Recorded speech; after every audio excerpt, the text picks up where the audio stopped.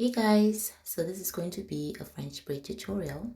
We're starting with hair that is properly detangled. You always want to start with hair that has been properly detangled. And I like to begin with a piece of hair at kind of an angle 90 degree, like so. And I separate that piece of hair into 3 equal parts.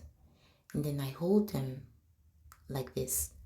So the way I'm holding those pieces of hair, especially the ones on either side, I hold them in a way that my thumb and my index finger will be able to move, because the thumb and the index finger will do most of the work here.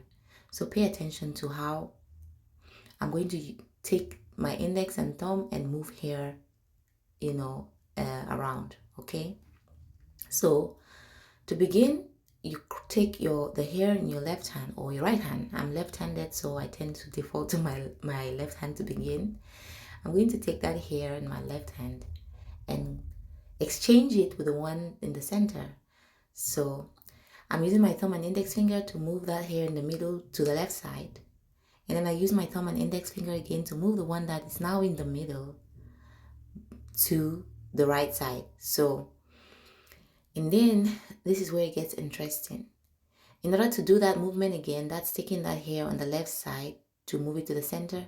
I'm adding some hair behind, okay? I'm adding some hair behind as I go this time. I add some hair behind and I hold them together. And then I take the hair in the middle and pass it underneath again to the left side, okay? And then I hold now that hair that I've just moved to the center.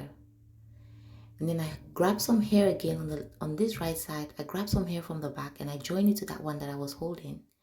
And I'm going to take my index and thumb, take the hair in the middle, move it underneath, and move it to the right side. You get? So now the hair that was on the right side is now in the middle. I keep taking hair from the back of the left side, add it to the one I'm holding, and pass it to the center by taking the one in the middle underneath using my thumb and index finger. And that's how I'm going to keep doing it till I get to the end of the French braid, right? That's the essence of the French braid. That's the whole principle. Grab hair from the back, use your thumb and index finger, pass the one in the middle underneath, thereby exchanging those two. Hold it tight, not tight, hold it close to the surface so that there's no movement. And then you take some hair again, cross it underneath. The hair in the middle is crossing underneath, but obviously the one that you're holding on the left side is coming across on top. So you just have to figure out a way to move your fingers in a way that you're passing the hair in the middle underneath, like so. And then now that hair is in the middle, you see that? You hold it in the center. You take the hair on the other side. Each time you add some hair to the back. Don't add too much hair, just such that the parts are even. You take your index and thumb and cross the one in the middle underneath to the other side. Is it making sense so far? You hold it. You take some hair again on the other side, add hair to the one that you just moved to the other side. That's how you keep moving. Pass your thumb and index finger, interchange them. Make sense? And because, you do French braids, usually I've noticed people do French braids on big sections of hair. It might get a little bit tricky as you go further, as you reach the part of the head where the surface area is larger, because you then have to hold the hair really firm, especially if it's short, okay? You have to hold the hair really firm, and you also have to make sure that the hair is properly detangled to enable you to be able to really cross your hand each time. But once you're done with that, that part in the middle where the surface area is so large, you find that it gets easier, So it's easier at the beginning and at the end.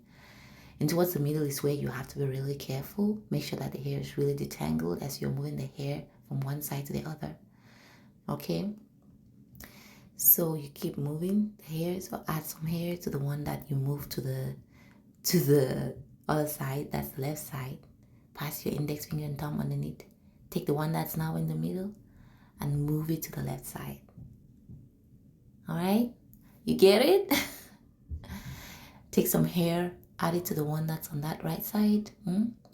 pass your finger, your index and thumb underneath, and move the one that was in the middle to the side, to the right side. I guess it's starting to make some sense, and that's how your French braid forms. It's very tricky, and you almost have to hold your hands. You almost have to position your hands in a particular way, as you saw me show you there, because if you don't position your hands like that, such that you're using your index and thumb to move, it's so easy to start defaulting to the normal braid unconsciously, you know. So you have to make sure that you position your fingers that way, so that you remember that you have to pass that hair in the middle underneath and not over. Because if you pass it underneath, then that's a normal cornrow. It's going to be over, you know, it's going to be over. There's a difference, right? All right, and that's how you do a French braid, guys. I'm going to show you another session that I did. You know, I didn't know how to French braid before, but I had a request from one of my subscribers a few weeks ago. I think she's called Tamara. So I went and learned how to do it. I've never really known how to do a French braid, and now it's so exciting. I can't wait to actually try it on my hair. So I hope that this video actually helps someone out there who is trying to learn. Obviously, it's not the same when you're doing it on a mannequin head like this, but at least if you're able to get your fingers to move the right way on the mannequin head, you should be able to get it to work on an actual head, right? On a human head. So I'm going to show you another session that I did. And then, you know, hopefully that will help somebody who's trying to learn. Like I did say, you need to make sure that the hair is properly detangled, because if it's not properly detangled, it doesn't look, you know, as nice. This one, I didn't detangle it so well as the other one, but we're going to try again. So keep watching and see if you can pick up 1 or 2 tricks, huh? All right, guys, so let's get into the next one.